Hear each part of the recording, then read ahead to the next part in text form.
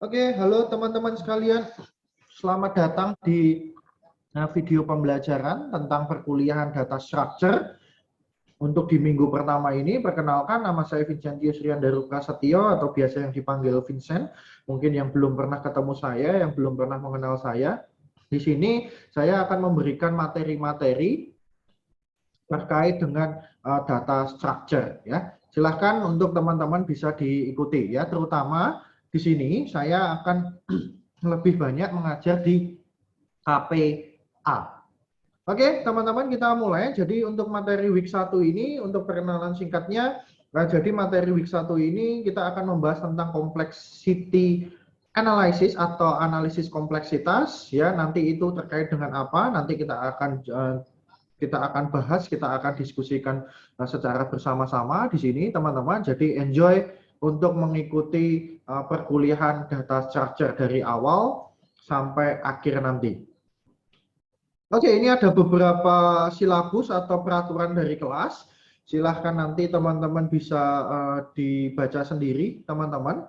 Gitu ya. Ini materi ini sudah tersedia di ULS, jadi teman-teman bisa tinggal download, kemudian bisa pelajari ini, terutama untuk silabus dan juga kelas rule-nya.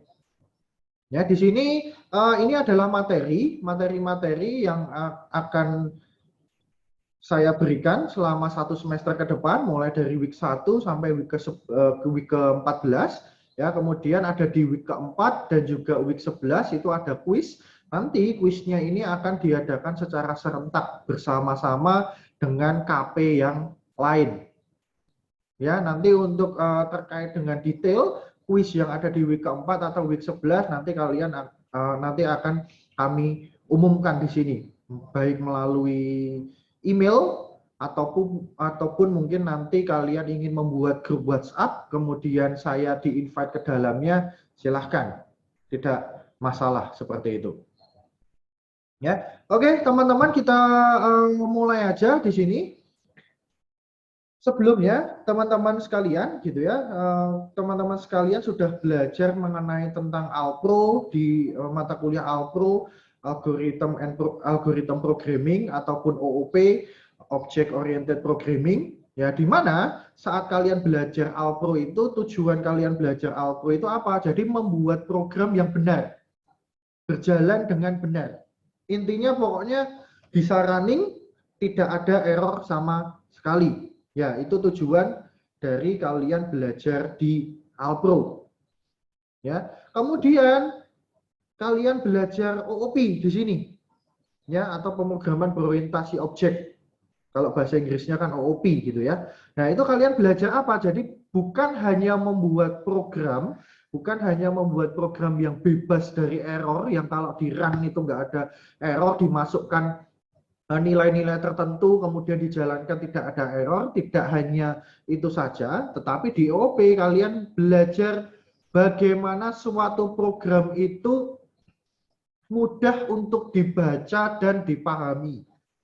Ya, contohnya paling sederhana adalah kalau kalian belajar di OOP, kalian tahu misalkan ada suatu kelas gitu ya, kemudian ada inheritance gitu kan. Nah, bagaimana kelas ini tuh mana yang termasuk parent-nya, mana yang termasuk child-nya, dan seterusnya. Kemudian kalian belajar metode, ya, fungsi dari metode ini apa. Nah, itu kan salah satu contoh gitu ya, ilmu yang ada di OOP, bagaimana program itu mudah untuk dibaca dan dipahami. Ya. Kemudian kalau program itu mudah dibaca dan mudah dipahami, otomatis kalau misalkan ada suatu error atau kendala apapun, kalian mudah untuk melakukan debug, untuk menganalisis mana sih yang mengalami masalah, mana sih yang mengalami error, apakah di bagian metode A, metode B, metode C, dan seterusnya. Ya, kemudian mudah untuk memodifikasi.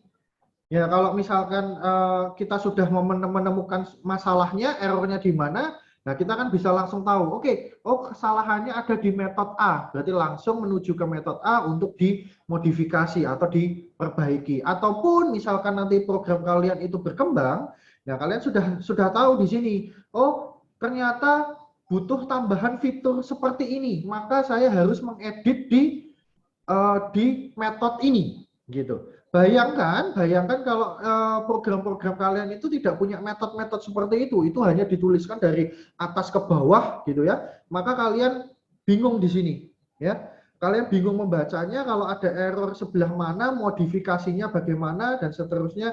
Nah, itu akan lebih susah gitu. Nah, kemudian di data structure gitu ya, di data structure kita akan mempelajari bagaimana suatu program itu berjalan secara efisien.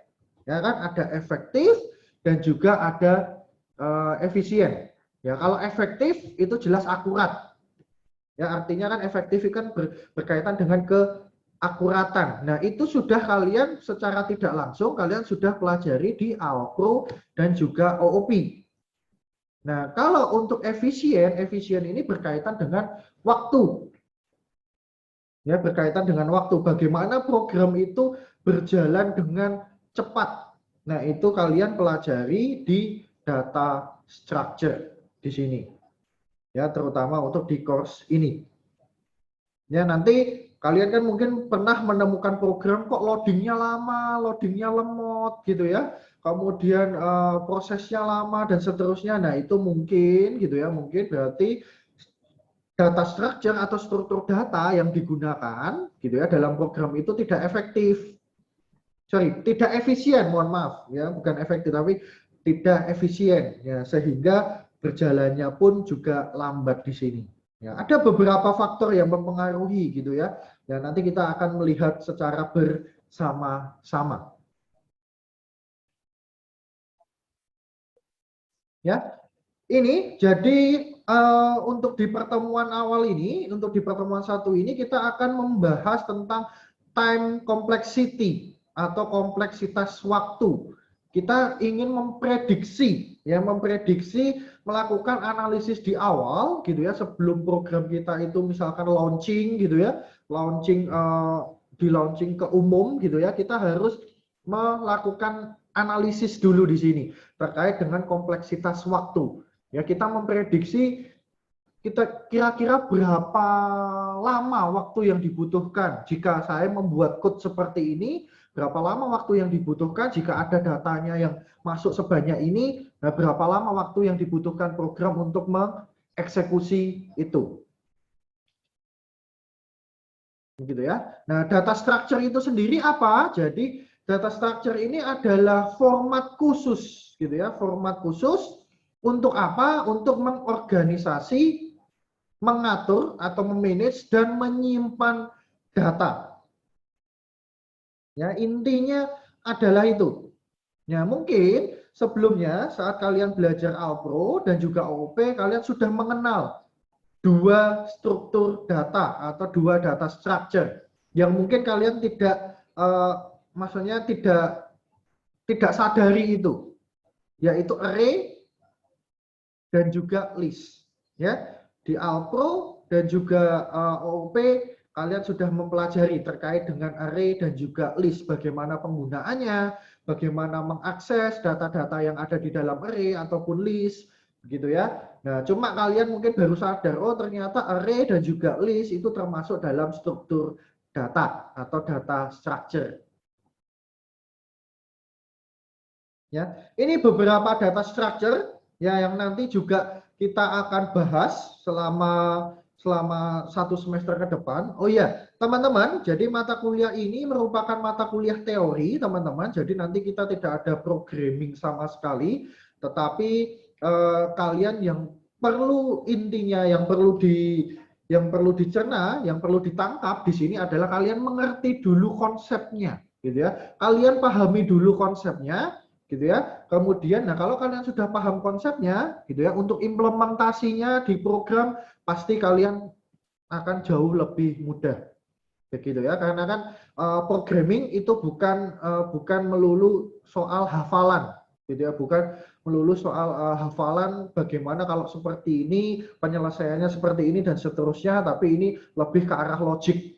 Ya, kalau konsepnya kalian paham, logiknya kalian paham, implementasi ke program itu mudah di situ ya. Ataupun kalian berganti bahasa-bahasa pemrograman gitu ya, mungkin kalian waktu Alpro, waktu OOP, belajar tentang C# gitu ya. Tapi kalau konsep pemrograman kalian sudah oke, sudah paham di sini, mau berganti bahasa pemrograman apapun, kalian seharusnya tidak mengalami kesulitan terkait hal tersebut. Ya, begitu. Ini data structure yang akan kita bahas selama satu semester ke depan. Nah, ini adalah beberapa algoritma juga gitu ya, algoritma yang akan kita pelajari selama satu semester ke depan. Yang ininya, yang ini gitu ya, yang ini juga akan berkaitan dengan time complexity atau kompleksitas waktu.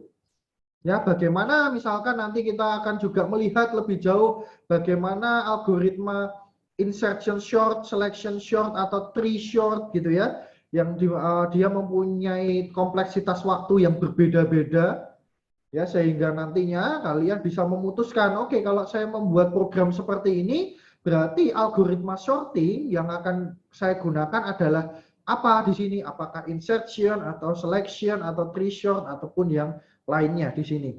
Ya, kemudian searching ada linear search dan juga binary search dan juga beberapa algoritma yang lain yang mungkin belum disebutkan di sini.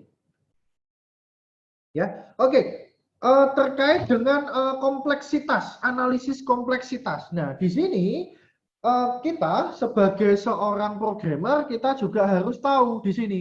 Jangan asal membuat program gitu ya, membuat program bebas dari error, sudah pakai konsep OOP, sudah pakai konsep metode, kelas dan seterusnya, tapi ternyata gitu ya, ternyata program yang kalian buat itu memiliki tingkat kompleksitas yang tinggi. Nah, efeknya apa? Efeknya apa? Itu akan berpengaruh terhadap performance, ya. Ingat teman-teman di sini gitu ya. Ingat teman-teman di sini bahwa kalau misalkan kalian membuat program, mungkin saja saat ini kalian membuat program menggunakan spesifikasi laptop kalian misalkan ya i7 gitu ya, prosesornya i7, RAM-nya 16 GB gitu ya. Kemudian VGA-nya sudah 2 giga ataupun 4 giga di sini. Nah, dijalankan di komputer kalian oke-oke aja, error apa nggak ada error, bebas error gitu ya, nggak lemot di sini. Tapi belum tentu gitu ya, belum tentu orang lain yang nantinya akan menggunakan program kalian, nah itu kan akan mempunyai spesifikasi komputer yang sama dengan kalian. Ya, apakah kalian harus memaksa gitu ya, memaksa bahwa oke, ini harus punya spesifikasi komputer sekian sekian sekian sekian gitu kan? Kan tidak di sini. Nah, itu harus termasuk diperhitungkan di sini. Apalagi program kita nanti apabila ini akan menangani data yang jumlahnya besar. Nah, misalkan mungkin kalian tahu istilah yang sekarang yang lagi tren di industri 4.0 itu kan adalah big data gitu ya, datanya besar yang harus diolah. Nah, apakah gitu ya, apakah program kalian itu bisa mengolah jika ada data 1000 data, mungkin masih oke. Coba kalau datanya menjadi 10.000 data atau 100.000 data atau 1 juta data. Apakah tetap program kalian berjalan dengan baik, tidak lemot, gitu kan? Kan belum tentu juga, gitu ya. Seperti itu, teman-teman, terkait dengan kompleksitas. Ya, ini misalkan contohnya, gitu ya. Contohnya ini akan coba kita lihat bersama-sama, gitu ya. Misalkan kita mempunyai suatu array, gitu ya, mempunyai suatu array. Kemudian ada satu array di mana datanya itu tidak diurutkan terlebih dahulu atau tidak di sorting terlebih dahulu. Dan juga ada data yang di sorting. Nah, bagaimana performance-nya di sini? Oke, kita ada contoh seperti ini. Ya, ini adalah potongan code gitu ya dari method search. Ya, di mana ini ada parameternya di sini dalam berupa array. Tipenya adalah string, namanya myArray. Kemudian ini ada n. Nah, n ini berkaitan dengan apa? Nah, n ini berkaitan dengan banyaknya data yang ada di dalam array ini. K, Ya, K ini adalah apa? Nah, jadi K ini adalah yang ingin dicari. Nah, ceritanya adalah K ini adalah nilai yang ingin dicari. Apakah ada di array my array? Gitu ya. Pakai looping standar di sini teman-teman, kemudian ada pengecekan ya jika mulai dari indeks ke I itu sama gitu ya dengan key apa yang dicari, maka dia akan return I. I-nya adalah indeks, lokasi indeksnya di mana item yang dicari itu ketemu. Kalau tidak, berarti selesai dari loop, maka adalah return -1 yang artinya adalah data itu tidak ketemu. Nah, misalkan contohnya seperti ini, teman-teman ya. Misalkan contohnya seperti ini, kita punya array, isinya adalah seperti ini. Nah, kemudian berarti kan N-nya kan adalah 4, betul ya. Kemudian yang dicari adalah apple. Ya. Nah, ini ceritanya kita bayangkan gitu ya. Kita bayangkan jika yang pertama ini array-nya itu tidak diurutkan ya, apa adanya seperti ini. Maka apple itu akan ketemu di indeks ke, bukan indeks ke ya, tapi indeks 2. I sama dengan 2. Berarti perintah for ini gitu ya, yang ada di dalam ini itu akan dijalankan sebanyak 3 kali. 1, 2, 3. Betul ya, akan dijalankan atau dieksekusi yang ada di for ini gitu ya. Ya, perintah ini itu akan dieksekusi sebanyak 3 kali. 1, 2, 3. Nah, ini kalau misalkan datanya sudah kita short, nah maka hanya akan dijalankan sekali. Berarti kalau untuk kasus ini gitu ya, untuk kasus ini, nah oke. Berarti lebih efektif gitu ya, lebih efisien jika datanya kita short terlebih dahulu untuk kasus ini gitu ya, teman-teman ya, untuk kasus ini. Ya, bayangkan misalkan array-nya itu tidak di short gitu ya, ada 100.000 record atau ada 100.000 data, kemudian Apple itu ada di indeks yang paling terakhir. Berarti ada berapa kali iterasi yang harus dijalankan? Ya, berarti kan akan ada 100.000 kali program itu akan membaca ini, mengeksekusi perintah ini.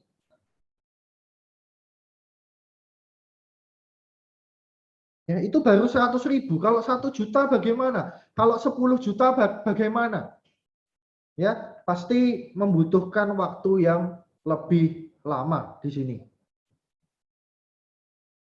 Ya, oleh karena itu di sini kita harus mengukur, menganalisis, menghitung performanya. Bagaimana cara menghitung performanya adalah ini. Kata kuncinya adalah how many access need. Berapa banyak akses yang dibutuhkan untuk menyelesaikan suatu task atau suatu tugas tertentu. Ya, analisis ini itu sering kita sebut asymptotic analysis atau analisis asimptotik, atau bisa disebut analisis kompleksitas juga boleh di sini. Ya, notasi yang umum itu kita sebut big O. Ya, karena nulisnya adalah seperti ini. Ya, big O. Big O adalah O besar maksudnya, begitu ya. Seperti itu.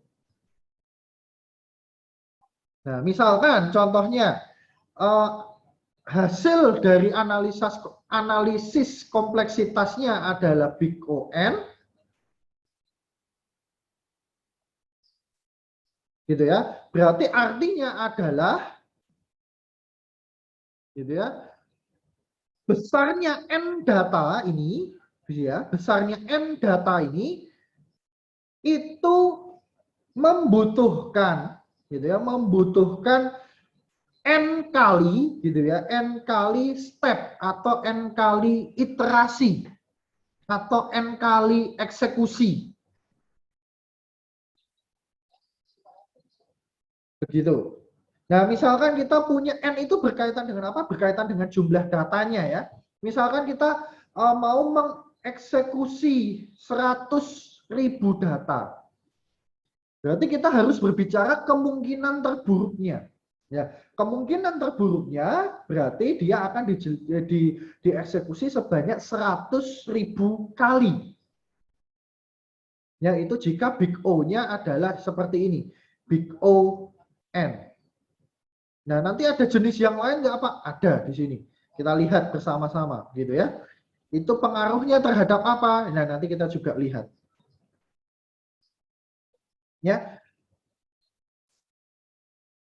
Oke, mungkin ini akan saya skip dulu untuk bagian yang ini, gitu ya. Oke, bagaimana gitu? Bagaimana kita mengukur analisis time complexity atau kompleksitas waktu, gitu ya? Dari analisis kompleksitas ini bagaimana cara kita mengetahuinya gitu ya. Cara paling gampang gitu ya, cara paling gampang adalah kita coba lihat gitu ya, kita coba lihat dari program yang kita miliki, dari coding yang kita miliki, berapa banyak kita menggunakan looping di dalamnya. Nah, intinya adalah itu sebenarnya teman-teman gitu ya. Intinya adalah kompleksitas waktu gitu ya, itu ditentukan berapa banyak looping atau secara kasarnya berapa banyak for gitu ya, berapa banyak for atau berapa banyak while yang kita gunakan di program kita. Karena itu ya itulah yang menentukan gitu ya, yang menentukan berapa kompleksitas waktu dari program yang kita miliki. Ya, contohnya adalah seperti ini, teman-teman, gitu ya. Contohnya adalah yang pertama ini, ya kita mau lihat dulu, gitu ya. Kita mau melihat dasarnya dulu, gitu ya. Bagaimana menghitung kompleksitas waktu, ya. Ini kasusnya, gitu ya. Ini kasusnya adalah item, gitu ya.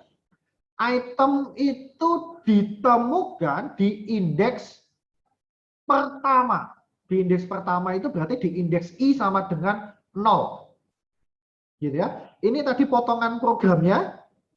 Gitu ya. Ada line 1, saya tuliskan seperti ini biar lebih jelas, line 2, line 3, line 4. Nah, oke.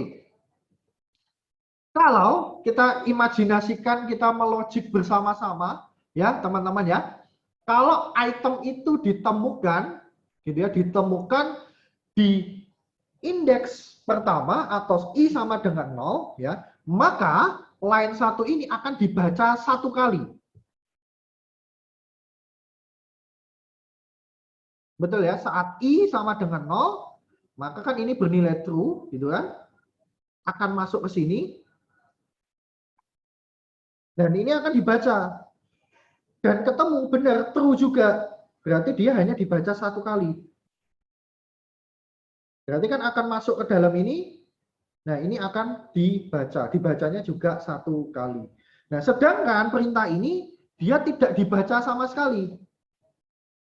Ya, paham ya? Karena di sini kan sudah di-written. Ya, ingat-ingat kembali konsep written. Kan di sini kan sudah di-written. Berarti kalau item itu gitu ya ditemukan di indeks I sama dengan 0, gitu ya. Kompleksitas waktunya itu adalah 3. 1 tambah 1 tambah 1, 3. Nah, ini adalah base case-nya. Dari kasusnya, ya, dari kasus yang ingin kita analisis di sini. Ya, dia hanya dibaca 1 kali. Nah, kemudian, nah ini teman-teman, nah ini tolong perhatikan baik-baik ya. Misalkan item itu ditemukan di indeks terakhir. Nah, contohnya misalkan kita contohnya n-nya itu adalah sama dengan 3. Ya. jumlah datanya itu adalah 3. Berarti I-nya itu nanti mentok kan 2 ya, betul ya? Oke, kita logik bersama-sama teman-teman ya. Misalkan N-nya 3. Nah, ini kita misalkan ya. Kita misalkan N-nya 3. I sama dengan 0, diawali 0, berarti kan I-nya ini awalnya adalah 0. Gitu ya. 0 kurang dari N, N-nya kan 3. Berarti ini bernilai true. Berarti ini dibaca 1 kali dulu, saya tulis di sini ya. True, berarti masuk ke sini. Cek apakah my array indeks ke 0 apakah sama dengan K? Nah, karena tadi kan kita asumsikan di awal kan dia ketemu di indeks terakhir. Berarti kan ini bernilai false. Tapi ini dibaca. Ini kan dieksekusi oleh program. Ya, ini dieksekusi oleh program. Tetapi ini bernilai false. Karena dia bernilai false, maka perintah ini kan tidak dibaca, tidak dieksekusi. Ini pun juga tidak dieksekusi. Ya, dipahami ya di sini ya. Kemudian kita balik lagi, I-nya sekarang sudah berubah menjadi 1. Ya kan, 1 masih kurang dari 3, betul? Ini kan dibaca, perintah ini dibaca, berarti 2. Bernilai true juga, maka masuk ke sini if. Perintah if ini dibaca, maka dia bernilai, tulis dulu di sini, dibaca, tetapi bernilai false. Maka ini belum kebaca. Ya, perintah ini belum kebaca. Ini pun juga sama. Ya, balik lagi ke for atasnya, sekarang I sudah menjadi 2. 2 kurang dari 3. Bernilai true. Nah, ini kan dibaca kan? 3. Nah, oke. Lanjut membaca yang if. Nah, if di sini dibaca, tetapi sudah bernilai true. Karena kan sudah ada di indeks paling terakhir. Ya, kalau jumlah datanya 3, teman-teman, berarti kan indeksnya kan adalah I sama dengan 0, I sama dengan 1, dan I sama dengan 2. Nah, kan sudah ada di indeks terakhir ya. Nah, berarti kan bernilai true untuk if yang ini. If yang ini bernilai true. Maka perintah ini dibaca, berarti 1.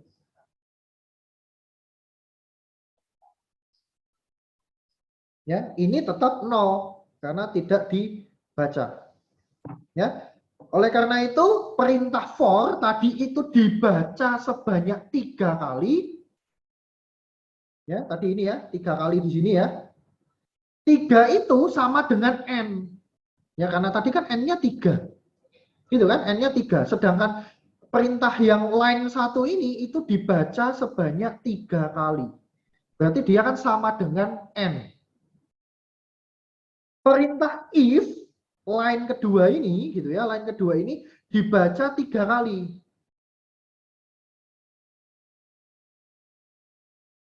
Ya, maka dia juga sama dengan N.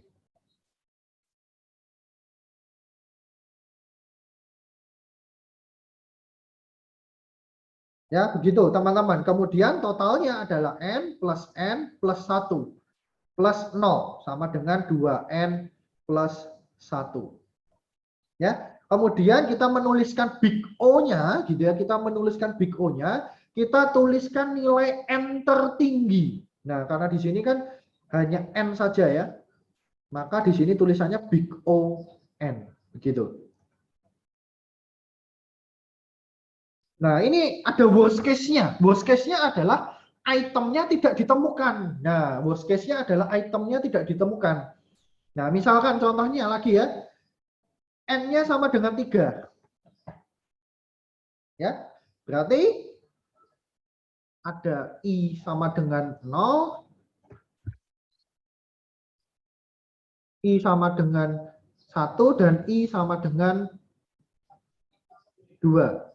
Ya, line 1 Ya, saat ini kan I-nya 0, ini 3, berarti dibaca ya, 1 kali. Kemudian membaca if ini, ya betul ya, tapi bernilai false. Ya kan, maka balik lagi ke for-nya, berubah 1, ini dibaca perintah for-nya, bernilai true, baca if-nya dibaca, tambah 1 lagi di sini, tapi bernilai false. Maka balik lagi ke for-nya. 2 kurang dari 3, yes, berarti ini kan juga ikut kebaca ya. 3, tapi bernilai true, maka masuk ke sini. If-nya berarti dibaca lagi, tapi masih bernilai false. Balik lagi ke for-nya. Nah, sekarang for-nya, I-nya sudah jadi 3. 3 kurang dari 3 bernilai false. Tapi ingat, teman-teman. Ingat, yang harus kalian ingat adalah for ini kan tetap dibaca dulu ya. Berarti kan tetap dibaca. Tetapi karena dia sudah di sini saat kondisi I sama dengan 3, dia bernilai false, maka perintah if ini itu kan tidak dibaca. Betul ya? Berarti langsung keluar dari for. Berarti langsung membaca yang perintah ini. Dibaca 1 kali. Ya, ini 4 kali, dibaca 4 kali. Nah, 4 itu apa? 4 itu N plus 1. N-nya kan tadi 3. Ya. 3 untuk menjadi 4 itu kan harus ditambah 1. Betul ya? Maka di sini N plus 1. Ya, untuk ini 3. Berarti tetap N. Begitu. Nah, jadi di sini kita total kompleksitas waktunya adalah 2N plus 2. Ya. Big O-nya tetap ditulis saja Big O N. Begitu.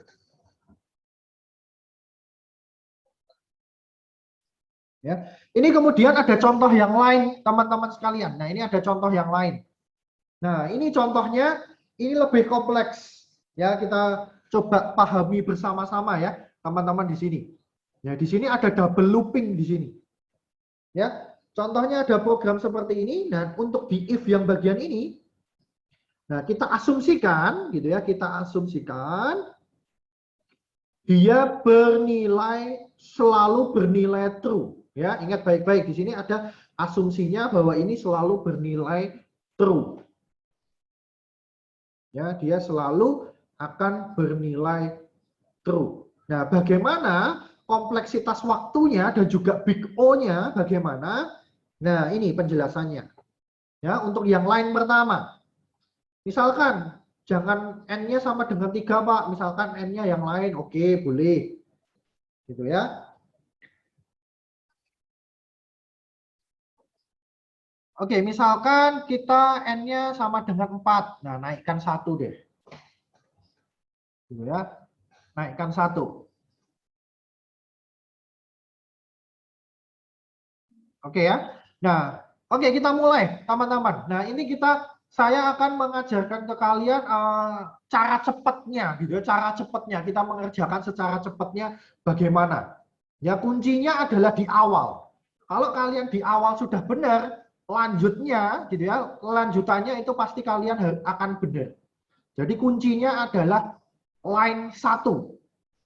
Kalau ya seperti itu ya, kuncinya adalah itu, teman-teman, untuk mengerjakan secara cepat. Nah, ini saya kasih tips dan triknya, gitu ya. Kuncinya ingat baik-baik, ada di line yang pertama. Ya, ini oke, N-nya kita misalkan N sama dengan 4. Nah, maka kita logik sederhana aja ya, teman-teman ya. Logik sederhana aja. Berarti for ini kira-kira itu dibaca berapa kali? Nah, for ini itu dibaca berapa kali jika N-nya sama dengan 4. Nah, ini kita lihat di sini. Maka tahun sama dengan 2 dibaca ya. dibaca, tetapi dia bernilai true. Betul ya? Karena kan ini kan count kurang dari sama dengan N. Nah, oke. Count 3 dibaca tapi bernilai true. Betul ya? Count 4 dibaca juga dan bernilai true. Karena ini kan kalau 4 kurang dari sama dengan 4 maka masih bernilai true ya. Tapi dibaca. Nah, saat count sama dengan 5 itu sudah bernilai false. Tapi ingat, for ini tetap dibaca walaupun bernilai false. Nah, berarti dia dibaca berapa kali di sini? Dibaca 4 kali. Ya. Perintah for ini dibaca 4 kali. Saat count sama dengan 2, saat count sama dengan 3, saat count sama dengan 4, dan saat count sama dengan 5. Walaupun saat count sama dengan 5 bernilai false. Ya, tapi yang penting intinya for ini, perintah ini dibaca. Berarti dibaca sebanyak 4 kali. Kita tadi permisalannya N-nya sama dengan 4. Ya, karena for ini dibaca 4 kali, N-nya tadi juga sama dengan 4, maka di sini nilainya adalah N. Ya. Nah, kemudian, kalau kita sudah dapat satu ini enak. Dalam-dalamnya enak, teman-teman. Enaknya bagaimana? Oke, kita lihat di sini. Ya. Kita lihat perintah yang ini kan posisinya itu berada di for yang ini. Betul ya? Berada di dalamnya for yang ini. Nah, perintah ini itu akan dibaca atau dieksekusi selama apa gitu ya? Selama saat kita membaca for yang ini itu bernilai true. Betul ya? Dipahami logiknya baik-baik teman-teman. Jadi perintah yang berada di dalam for yang pertama ini itu akan dieksekusi, akan dibaca, bukan hanya ini ya, tapi ya sorry, akan dibaca, akan dieksekusi selama saat membaca for yang ini itu bernilai true. Nah, tadi kita lihat di sini, saat membaca for itu yang bernilai true ada berapa? Ada 3.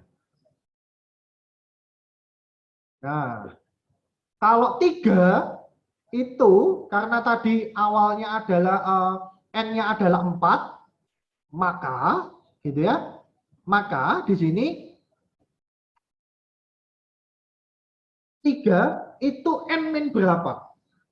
Kan N-1, berarti di sini tulis N-1.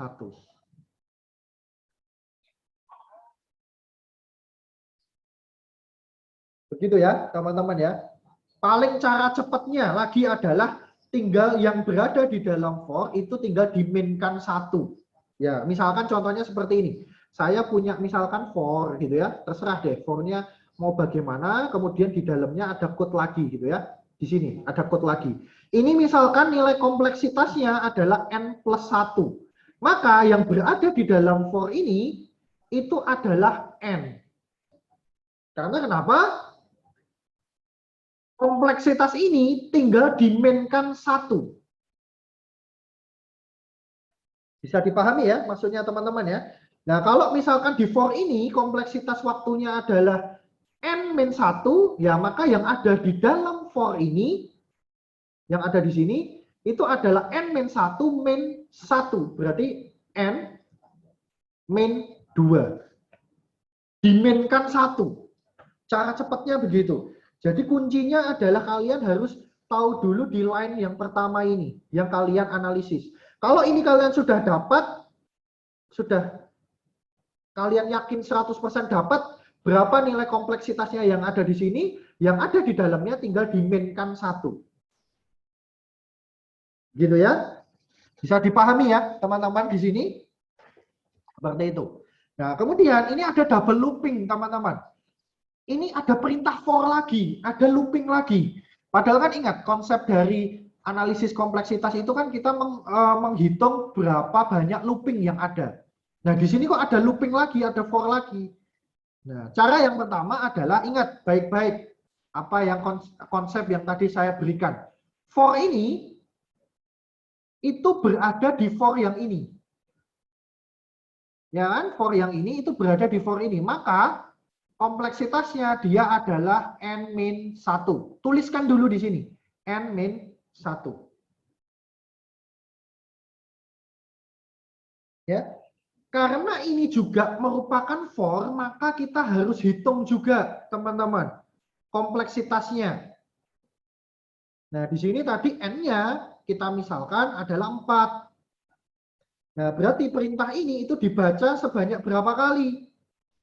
Saat C sama dengan 1 dibaca, C sama dengan 2 dibaca, C sama dengan 3 dibaca, gitu ya.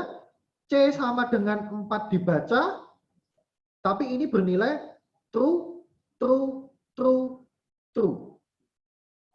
Gitu ya. Saat C sama dengan 5 juga dibaca, tapi sudah bernilai false. Ya, berarti ini perintah for ini itu dibaca sebanyak 5 kali. Dibaca sebanyak 5 kali. Nah, padahal tadi n-nya 4. Nah, untuk menjadi 5 berarti kan ditambah 1. Berarti di sini n plus 1. Ya, berarti n-1 dikalikan n plus 1. N-1 dari mana? Ya karena for ini itu berada di for yang ini. Yang ini ya. Yang tadi saya jelaskan. Nah, kemudian dia merupakan for juga. Nah, maka harus dihitung juga kompleksitas waktunya. Ya, begitu teman-teman sekalian ya untuk logiknya di sini. Maka ini hasilnya adalah n kuadrat minus 2. Minus 1, n kuadrat minus 1. Ya, kemudian kita lihat lagi if yang ini. If yang ini ya, itu berada di for yang ini dan juga for yang ini. Nah, gitu kan? If yang ini berada di for yang pertama dan juga for yang kedua. Karena dia berada di for yang pertama, yang for yang line 1 ini, maka kompleksitasnya adalah n-1. Karena perintah if ini juga berada di dalam for yang ini, ya berada di dalam for yang ini teman-teman, kompleksitasnya bagaimana? Kompleksitasnya adalah n plus 1 minus 1. Kok bisa Pak? Nah kan ini kan tadi kan kompleksitasnya for yang ini, itu kan n plus 1 ya.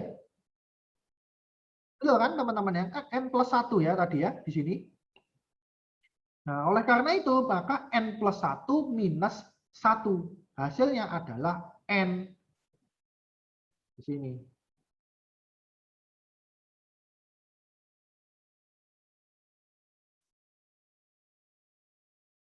Ya, begitu teman-teman sekalian. Nah, kemudian, faktor ini itu berada di dalam if. Tapi ingat, if ini bukan merupakan looping. Ya, faktor ini itu bukan merupakan looping. Dan kita juga di soal diketahui bahwa ini diasumsikan selalu true. If ini selalu diasumsikan selalu benar.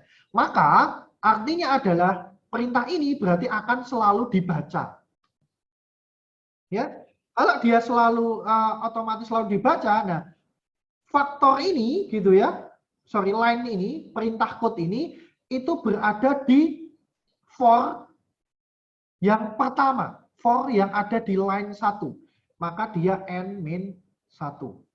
Dan juga ada di for yang kedua, maka dia dikalikan n. Maka jawabannya adalah n kuadrat min n, sama seperti if. Berarti kompleksitas dari if dan juga faktor ini itu sama. Faktor plus-plus maksud saya ya. Seperti itu. Ya, oleh karena itu tinggal dijumlahkan saja, ditotalkan saja semuanya, teman-teman, dari kompleksitas waktu tadi yang sudah kita hitung akan menghasilkan 3n kuadrat min 2. Sehingga big O-nya adalah big O n kuadrat. Begitu, teman-teman sekalian. Nah, dan kemudian teman-teman sekalian gitu ya, teman-teman sekalian, kalau misalkan ada kasus seperti ini, kalau ada kompleksitas waktunya adalah misalkan 3n kuadrat plus n plus 1, maka big O-nya bagaimana? Kalian cukup menuliskan big O-nya adalah n kuadrat. Ambil n pangkat tertinggi. Ya, mengapa kok bisa seperti itu, Pak? Ya, teorinya memang seperti itu gitu ya. Kalau misalkan ada 3n pangkat 3 plus 2n kuadrat plus n plus 1 gitu ya, maka big O-nya apa? Nah, big O-nya adalah big O n pangkat 3. Ya, seperti itu, teman-teman. Gitu ya, ambil n pangkat tertinggi. Ya, ini salah satu contoh berbagai macam kompleksitas waktu, gitu ya. Ada yang konstan itu big O1, ada yang logaritmik itu biasanya ada itu di metode atau algoritma binary search itu log n, ada yang linear yaitu adalah big O(n) gitu ya. Ada yang n log n, ada yang polinomial big O(n) pangkat k gitu ya. Kemudian ada eksponensial big O2 pangkat n dan seterusnya. Ini hanya sekedar contoh gitu ya. Nah, kemudian nah ini bayangannya kalau kita sudah tahu gitu ya, sudah tahu kompleksitas waktunya gitu ya. Nah, dan kita mau menghitung di sini teman-teman, berapa lama program itu akan menjalankan atau menyelesaikan suatu task atau suatu tugas. Ya, misalkan contohnya seperti ini. Ya, program itu memiliki kompleksitas big O (n) dan punya CPU dengan speednya adalah 4 GHz. Ya, ini hanya prediksi ya. 4 GHz ini kan pasti CPU-nya kepakai untuk menjalankan program yang lain. Tapi asumsinya adalah yang 4 GHz itu full gitu ya. 4 GHz itu kan adalah 4 kali 10 pangkat 9 cycle per second.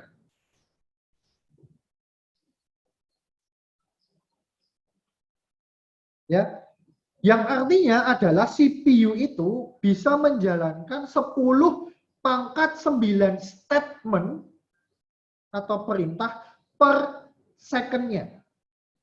Artinya seperti itu. Dan misalkan contohnya, ada data. Datanya itu jumlahnya adalah 10 pangkat 12. Ya, 10 pangkat 12 itu berarti ya dihitung sendiri ya. Berarti nolnya kan ada 12. Kalau nolnya 9 itu kan 1 juta. Berarti kalau 12 itu adalah 1 miliar. Berarti ceritanya ini ada 1 miliar data yang mau dieksekusi ke dalam program kita, di mana program kita mempunyai kompleksitas waktunya adalah big O(n), dan komputer kita memiliki CPU 4 GHz. Berapa lama waktu yang dibutuhkan? Oke, seperti ini.